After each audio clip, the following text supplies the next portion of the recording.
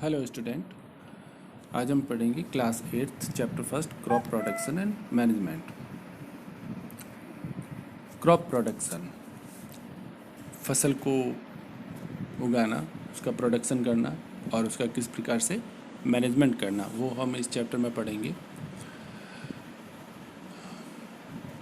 सबसे पहले जैसे पहली और बुझो का एग्जांपल देके बताया गया है, किसी भी फील्ड में गए हुए हो, तुम किसी भी खेत में गए हुए और वहाँ पे जाने के बाद में तुमने कुछ टूल्स भी देखे होंगे, जैसे खुरपी, सिकल, शॉवल, प्लाव।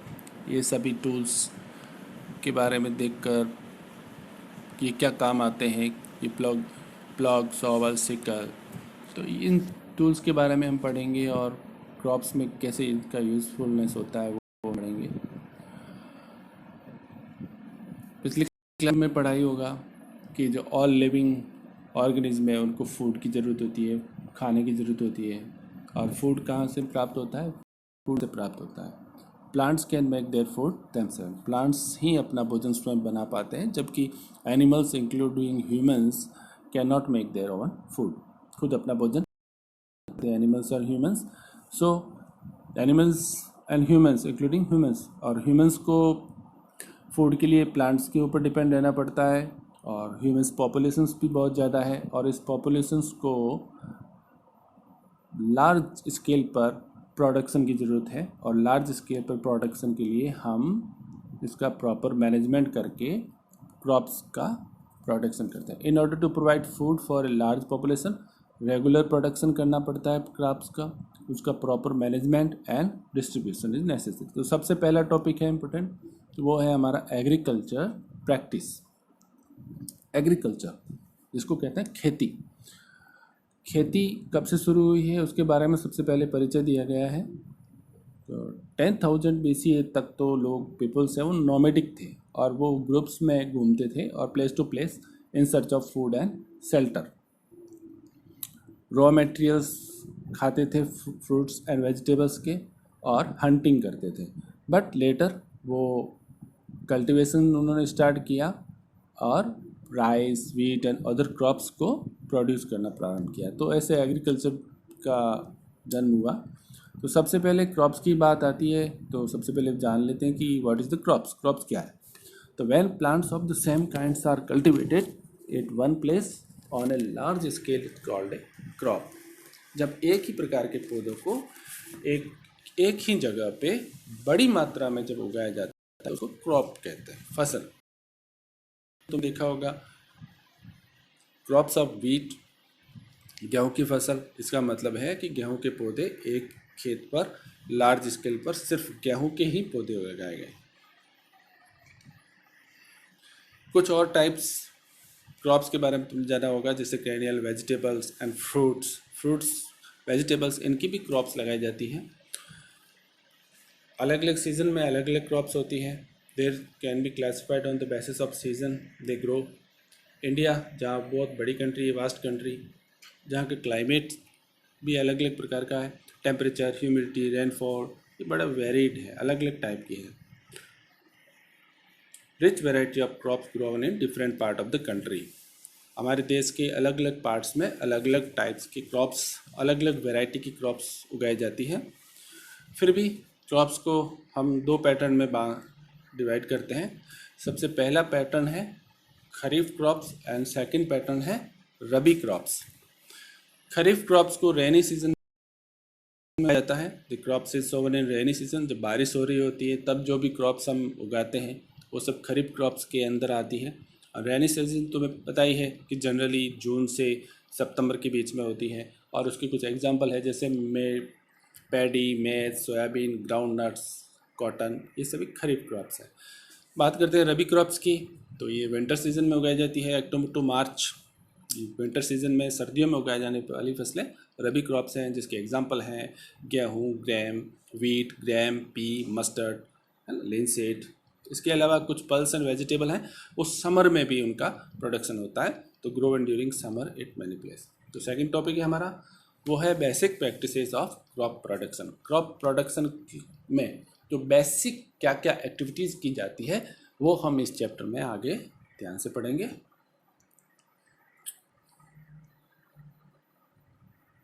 एक ये ग्रो इन है विंटर सीजन में पैडी क्यों नहीं ग्रो होती है। तो ये हम जान लेते हैं कि हर सीज़न में जो जो क्रॉप्स फसलें बोई जाती है उनके लिए अलग अलग टेम्परेचर अलग अलग ह्यूमिडिटी की आवश्यकता होती है।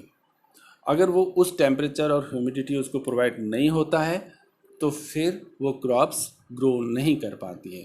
तो इसलिए जो विंटर में बोई जाने वाली फसल है उनको हम रेनी सीजन में नहीं बो सकते, एंड जो रेनी सीजन में बोई जाने वाली फसल है जिसके लिए टेम्परेचर भी ज़्यादा चाहिए है ना, ह्यूमिडिटी भी चाहिए, तो वो विंटर सीजन में नहीं उगाई जा सकती।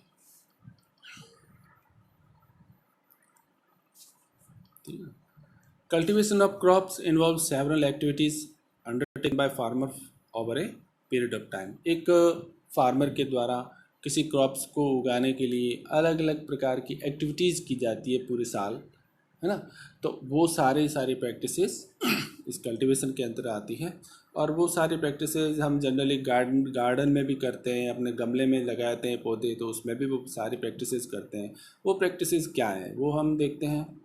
यहाँ पे वो प्रैक्टिसेस की लिस्ट दे रखी है, 7 टाइप ऑफ है, 7 है। सबसे पहले तो हम जानते हैं किसी भी फसल को उगाने से पहले सबसे पहला काम, फर्स्ट स्टेप होता है प्रिपरेशन ऑफ सोइल। सोइल को प्रिपेयर करना। सोइल को प्रिपेयर करने में का मतलब है सोइल की मिट्टी को हम उल्टा पुल्टा करेंगे, उथल पुथल करेंगे, उसकी मिट्टी का टिलिंग करेंगे, ठीक है, और लूजन करेंगे, उस मिट्टी को लूज कर देते हैं ताकि उसमें बीज आसानी से ग्रो कर पाए। सेकंड है सोविंग, बीज बोते हैं। थर्ड एडिंग मैनर, फर्टिलाइजर्स, खाद और फर्टिलाइजर्स ऐड करते हैं। फोर्थ है इरिगेशन, सिंचाई। और फिफ्थ है प्रोटेक्टिंग फ्रॉम वीड्स, वीड्स से उसका प्रोटेक्ट करना। अलग जो वीड्स किसे कहते हैं, वीड्स वो प्लांट्स होते हैं जो क्रॉप्स के साथ में दूसरे प्लांट्स जो उगाते हैं उसको वीड कहते हैं, उससे हमें प्रोटेक्ट करना होता है। और सिक्स है हार्वेस्टिंग, फसल जब उगाती है तैयार हो जाती है तो उसकी कटाई करते हैं। और सेवन्थ है स्टोरेज, फिर उसको स्टोरेज करना। तो हम अब फर्स्ट पॉइंट के बारे में आते हैं, प्रिपरेशन ऑफ सॉइल, सॉइल के प्रिपरेशन करना। The preparation of soil is the first step before growing A crop. One of the most important task is turn the soil and लूजन it. Soil को turn करो, मिट्टी को उलट पुलट करो, और उलट पुलट करने के बाद से उसको लूज कर दो। इसके कुछ फ़ायदे हैं। पहला फ़ायदा तो ये है कि जो प्लांट्स की जो रूट्स हैं वो डीप तक उसमें पेनेट्रेट हो सकती है, सॉइल में डीप अंदर तक वो रूट्स जा पाती है। The loose soil allow the root to breathe easily. जो सॉइल लूज है तो उसमें क्या है, एयर भी ट्रैप्ड है, तो उससे वो रूट्स हैं वो ब्रीथिंग कर पाती है। सेकंड इसका फ़ायदा है कि जो लूज हो गई सॉइल है उसमें अर्थवर्म्स एंड माइक्रोब्स ग्रो करते हैं, ठीक है ना। The helps in the growth of earthworms and microbe. Earthworm तुम जानते हो, केचुआ जिसको बोलते हैं, और केचुआ मिट्टी के अंदर रहता है और वो ह्यूमस प्रोड्यूस करता है। और माइक्रोब्स भी मिट्टी के लिए, सॉइल के लिए बहुत एसेंशियल होते हैं, तो उनके ग्रोथ के लिए भी लूजन करना हेल्पफुल होता है। पिछली क्लास में तुमने पढ़ा होगा कि सॉइल्स में क्या क्या होता है, minerals, water, air and some living organism होते हैं। इसके अलावा कुछ डेड प्लांट्स एंड एनिमल्स होते हैं जो डिकम्पोज्ड होते हैं सॉइल ऑर्गेनिज्म के द्वारा। इस तरीके से उनके जो डेड प्लांट्स और एनिमल्स हैं उनके जो न्यूट्रिएंट्स हैं वो रिलीज बैक वापस मिट्टी में मिल जाते हैं, और ये न्यूट्रिएंट्स प्लांट्स के द्वारा एब्जॉर्ब किए जाते हैं।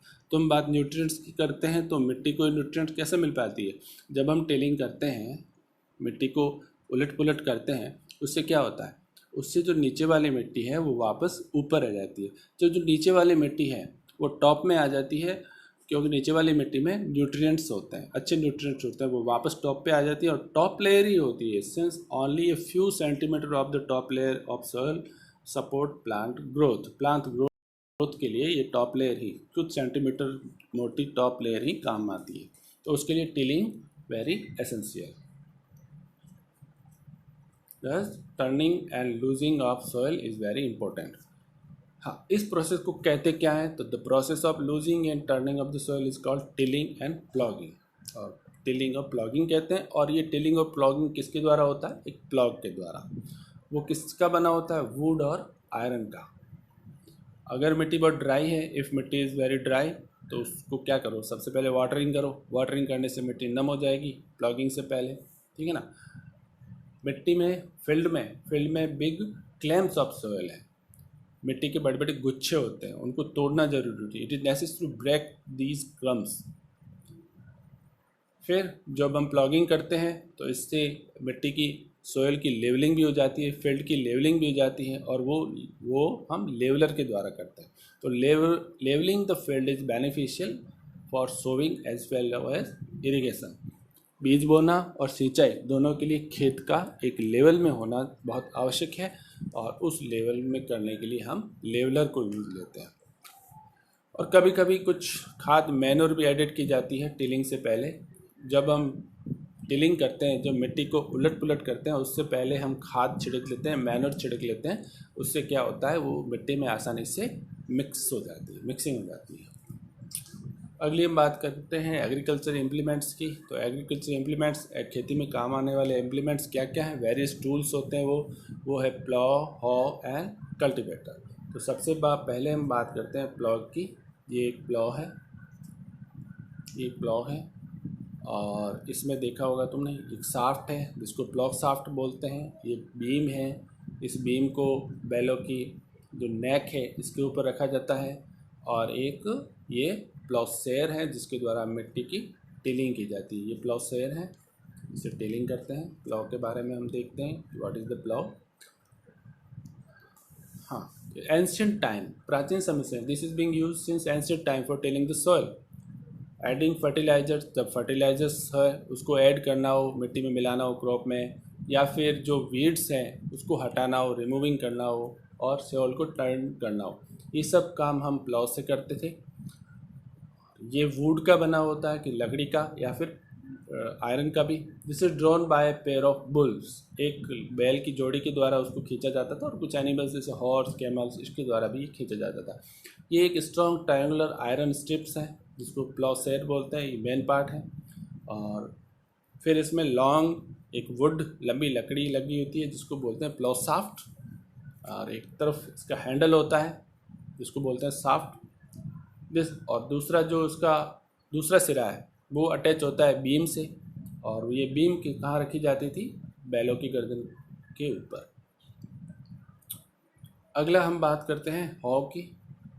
ये सिंपल टूल है जो वीड्स को हटाने में और मिट्टी को लूजन करने में काम आता है। इसमें एक प्लेट लगी होती है। It is a long rod of wood of iron, a strong broad and band plate of iron is fixed. एक लोहे की प्लेट उसके ऊपर फिक्स्ड होती है एक एंड पर। ये है वो हॉ जिसकी हम बात करते हैं।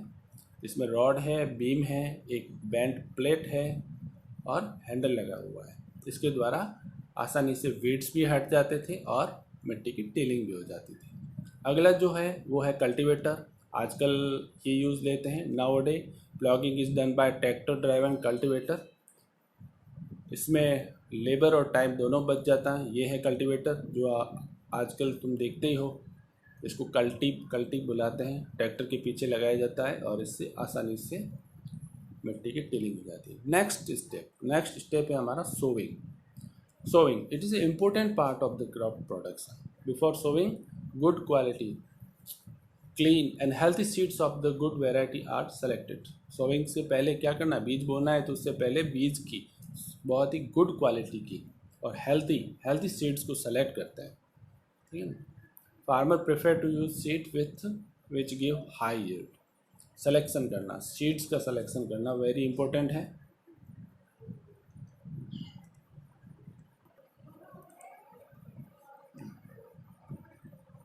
हेल्दी सीड, किस टाइप के सीड्स हेल्दी होते हैं उसके लिए एक एक्टिविटी समझते हैं कि एक बीकर लेना है और fill half of it with water, put a handful of wheat seeds and stir well. उसको अच्छे से मिलाओ, उसमें सीड्स डालो और कुछ टाइम के लिए वेट करो।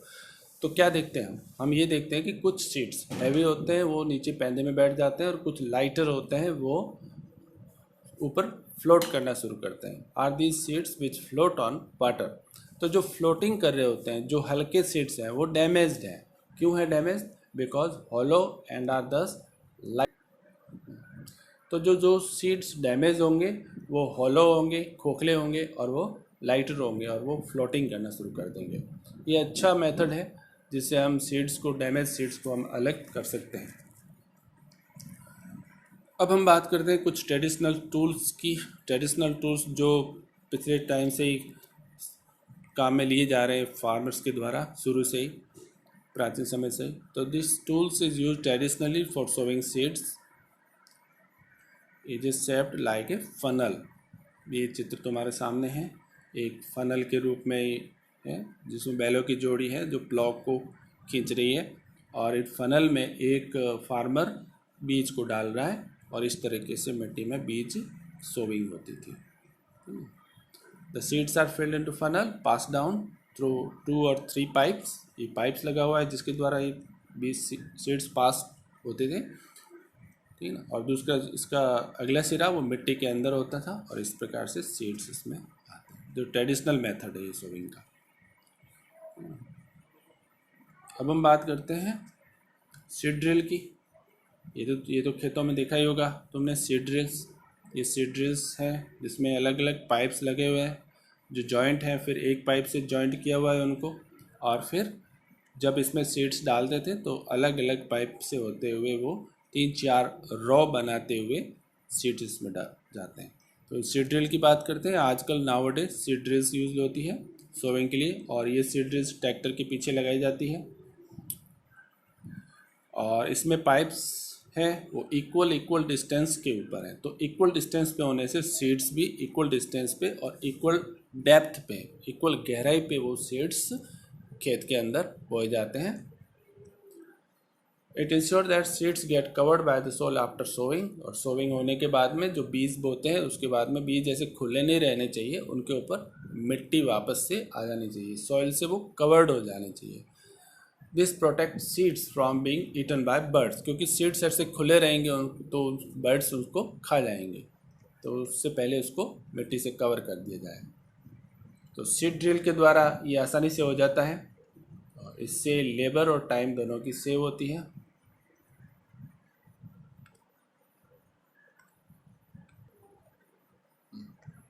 अप्रोप्रिएट डिस्टेंस होनी चाहिए सीड्स के बीच में, ये भी बहुत नेसेसरी है।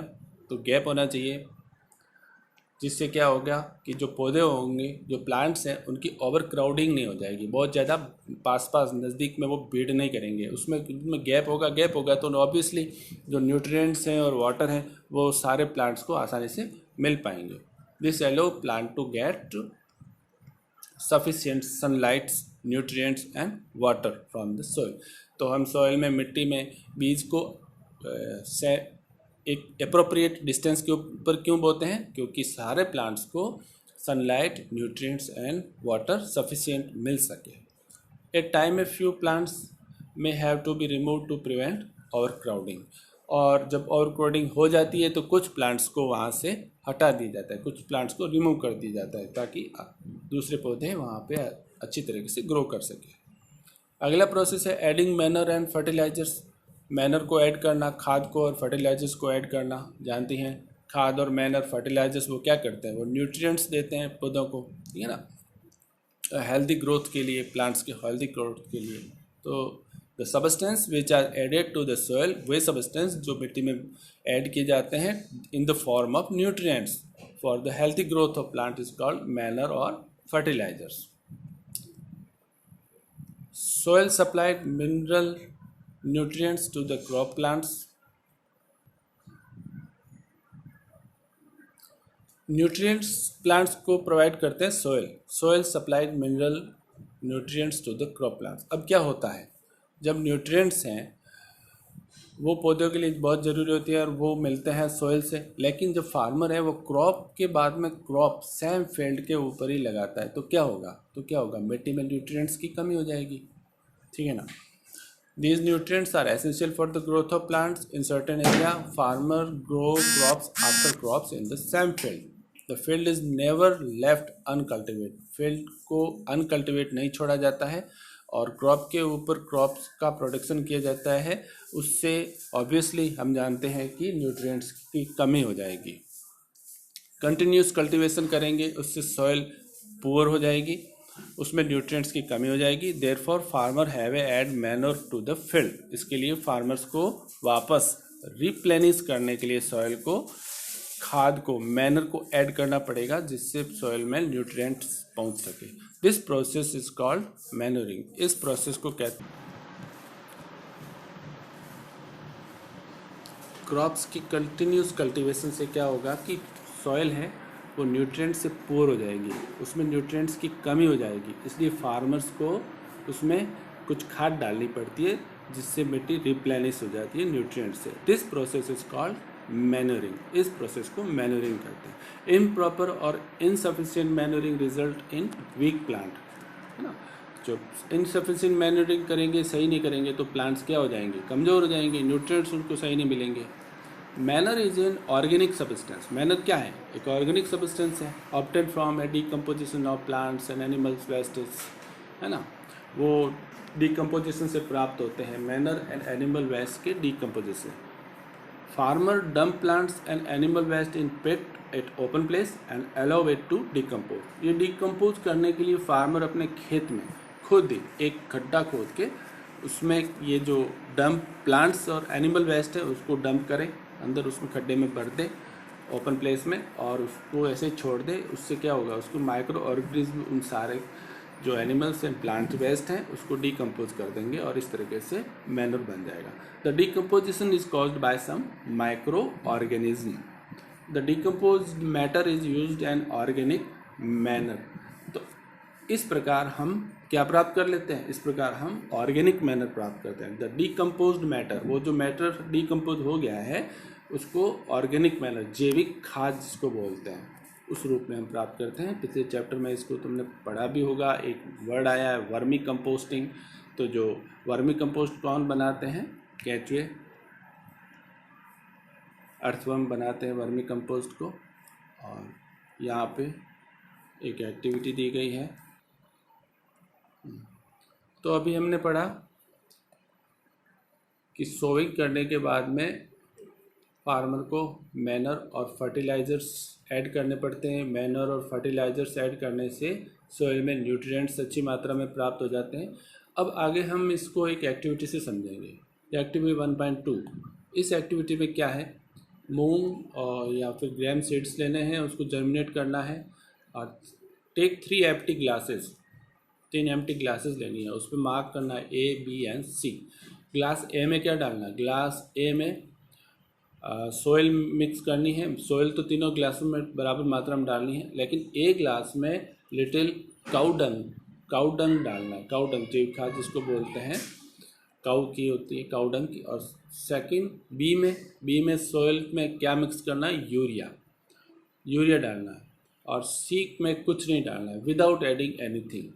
इन तीनों ग्लासेस में हम मूंग दाल को डाल देंगे और उसमें कुछ पानी मिक्स कर देंगे। Now pour the same amount of water in each glass and plant the seedling in them. अब हम क्या देखेंगे, इसमें ग्रोथ होगा। ग्रोथ के बाद में हम ऑब्जर्वेशन करेंगे कि जो A, B एंड C, हम यहाँ देख पा रहे हैं कि ग्लास B में जो प्रोडक्शन हुआ है वो ज़्यादा हुआ है। इसका क्या रीज़न है, जबकि ग्लास A में हमने क्या डाला था, काउ डंग, जिसको बायो फर्टिलाइजर्स भी कहते हैं, मैनर था। B में डाला था urea. Then what is the urea, urea एक फर्टिलाइज़र है। तो जो फर्टिलाइज़र हमने ऐड किया यूरिया, ये केमिकल फर्टिलाइज़र है और केमिकल फर्टिलाइजर्स के कारण प्लांट की ग्रोथ इसमें B में अच्छी हुई। और C में जब हमने कुछ नहीं डाला तो प्लांट्स की ग्रोथ कम है, ठीक है ना। यहाँ पे बेटर ग्रोथ के लिए हम समझ गए इस एक्टिविटी के द्वारा कि प्लांट ग्रोथ के लिए फर्टिलाइजर्स बहुत ज़रूरी होता है। देन फर्टिलाइजर्स है क्या, तो फर्टिलाइजर्स आर केमिकल, वो एक केमिकल है जो which are rich in a particular nutrients, एक पर्टिकुलर न्यूट्रिएंट्स से वो रिच होते हैं, भरपूर होते हैं। वो मैनर से किस प्रकार डिफरेंट है, उन दोनों में क्या फ़र्क है, तो मैनर को हम जानते हैं डिकम्पोजिशन से बनता है ना, एनिमल एंड प्लांट्स के डेड एनिमल्स एंड प्लांट्स के डिकम्पोजिशन से मैनर बनता है। और फर्टिलाइजर्स कहाँ बनते हैं? तो fertilisers are produced in factories. Factories में फर्टिलाइजर्स का प्रोडक्शन होता है। फर्टिलाइजर्स का कुछ एग्जांपल है, जैसे urea, ammonium sulphate, superphosphate, potash, NPK etcetera. Fertilisers जो फैक्ट्रीज में बनते हैं, फर्टिलाइजर्स जो केमिकल होते हैं, और उसके कुछ नाम यूरिया, अमोनियम सल्फेट, सुपरफास्फेट, ये उसके नाम हैं। That fertilisers has help farmer to get better yield of crop. ये अच्छी फसल की यील्डिंग के लिए बहुत यूज़फुल होते हैं फर्टिलाइजर्स, जिसके कारण फसल बहुत अच्छी उगती है।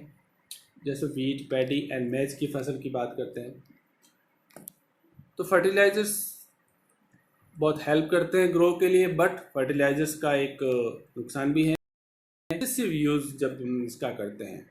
Excessive use of fertilisers has made the soil less fertile.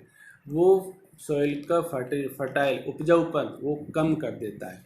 ज़्यादा मात्रा में इस केमिकल को बोने से, मिट्टी में डालने से मिट्टी की जो उपजाऊपन है वो कम हो जाता है। Fertilisers have also become a source of water pollution, और ये वाटर पॉल्यूशन का भी सोर्स है, क्योंकि जो हम फर्टिलाइजर्स केमिकल डालते हैं वो बारिश के पानी के द्वारा और दूसरे नदी तालाबों में भी मिल जाती है, और जो भूमि के अंदर जो पानी है, ग्राउंड वाटर है, उसको भी वो पॉल्यूट करना शुरू कर देता है। Therefore in order to maintain the fertility of the soil we have to substitute fertilizers with organic manure और leave the field uncultivate in between two crops. तो जो फर्टिलाइजर्स का ये जो नुकसान है, इसको अवॉइड करने के लिए हमें क्या करना है? तो हमें ये करना है कि हम इसकी जगह पे एक सब्स्टिट्यूट यूज़ ले सकते हैं, और वो सब्स्टिट्यूट है ऑर्गेनिक मैनर। ऑर्गेनिक मैनर जिसको जैविक खाद कहते हैं। और दूसरा तरीका है लीव द फील्ड अनकल्टिवेट। फील्ड को, खेत को बिना जोते ऐसे ही छोड़ दो बिटवीन टू क्रॉप्स, दो क्रॉप्स के बीच में, ताकि उस मिट्टी में, उस सॉइल में वापस से न्यूट्रिएंट्स आ सके। The use of manner improve soil texture. जो मैनर जो हम यूज़ लेते हैं खाद को, उससे क्या होता है? सॉइल का जो टेक्सचर है, सॉइल की जो संरचना है, वो भी इम्प्रूव होती है, as well as its water retaining capacity. और साथ ही वाटर रिटेन, पानी को धारण करने की रिटेनिंग कैपेसिटी भी वो उसकी अच्छी हो जाती है। It replenishes the soil with nutrients. और मैनर क्या करता है? सॉइल को वापस रिप्लेनिश कर देता है, वापस उसको भर देता है न्यूट्रिएंट्स से। दूसरा जो मेथड है, another method of replenishing the soil with nutrients is through crop rotation. Soil को न्यूट्रिएंट्स से वापस भर देना, तो एक तो था कि उसमें मैनर या फर्टिलाइजेशन ऐड करो, और दूसरा जो तरीका है वो है क्रॉप रोटेशन। क्रॉप रोटेशन का मतलब होता है एक फसल बोई, अगली बार उसकी जगह दूसरी फसल बोओ, सेम क्रॉप को वापस रिपीट नहीं किया जाए। This can be done by growing different crops alternately different crops को ग्रो करो। Earlier farmers in northern India used to grow legumes as fodder as one season and wheat in the next season। तो फिर अलग अलग season में अलग अलग crops का प्रोटेक्शन करना, वो है क्रॉप रोटेशन। यहाँ एक बात आती है राइजोबियम बैक्टीरिया। तो पिछली क्लास में तुमने पढ़ा भी होगा कि व्हाट इज द राइजोबियम। तो राइजोबियम बैक्टीरिया हेल्प करता है नाइट्रोजन फिक्सेशन में। ये एक लेग्यूमिनस प्लांट में पाए जाते हैं। लेग्यूमिनस प्लांट्स वो होते हैं जो फली वाले प्लांट्स होते हैं, जिसको लेग्यूमिनस प्लांट्स कहते हैं। तो these are presents in the nodules of roots of leguminous plants, और उनका एक सबसे बड़ा यूज होता है, they fix atmospheric nitrogen. Nitrogen क्या है? नाइट्रोजन भी एक न्यूट्रिएंट है जो पौधों के लिए यूजफुल है। यहाँ पे डिफरेंस बताया गया है, difference between fertilisers and manure. इसको अच्छे से समझना है और याद रखना है कि फर्टिलाइजर्स और मैनर के बीच में डिफरेंस क्या है। 4 डिफरेंस है। सबसे पहला डिफरेंस है fertilisers is a man made, मानव द्वारा बनाया गया इनऑर्गेनिक साल्ट है। और मैनर क्या है? Manner is a natural substance. ये नेचुरल सब्सटेंस है, और ये कैसे बनता है? तो ये बनता है obtain bye decomposition of cattle Dang and plant residues. जो प्लांट रेजिड्यूज हैं, जो पौधे की पत्तियां वगैरह सड़ रही होती है वो, और कैटल के जो डंग हैं, उनके डीकम्पोजिशन प्रोसेस के द्वारा मैनर बनता है। जबकि फर्टिलाइजर्स फैक्ट्रीज में बनता है। सेकेंड है fertilisers is prepared in factories. Manure can be prepared in the field, और मैनर खेत में बनता है। थर्ड है fertilisers do not provide any humus to the soil. Fertilisers कितना ही डालो उससे सॉइल को ह्यूमस नहीं मिलेगा, और humus is very very essential for production of crops. But manner provides a lot of humus in the soil, और manner से सॉइल में अच्छा से बड़ी मात्रा में ह्यूमस मिलता है। फोर्थ है fertilisers are very rich in plant nutrients. Fertilisers में प्लांट न्यूट्रिएंट्स भरपूर होते हैं, like nitrogen, phosphorus and potassium, and manure is relatively less rich in plant nutrients. तो मैनर में कम मात्रा में, उससे फर्टिलाइजर से कम मात्रा में प्लांट न्यूट्रिएंट्स होते हैं। सो देयर प्लांट की बहुत अच्छी ग्रो करनी है तो फर्टिलाइजर्स यूज़ लेते हैं, बट फर्टिलाइजर्स के कुछ नुकसान भी हैं, उसको हटाने के लिए बायो फर्टिलाइजर्स यूज़ लेते हैं, और भी तरीके हैं। देन ये फर्टिलाइजर्स और मैनर, इसका कंपैरिजन अच्छे से याद रखना है।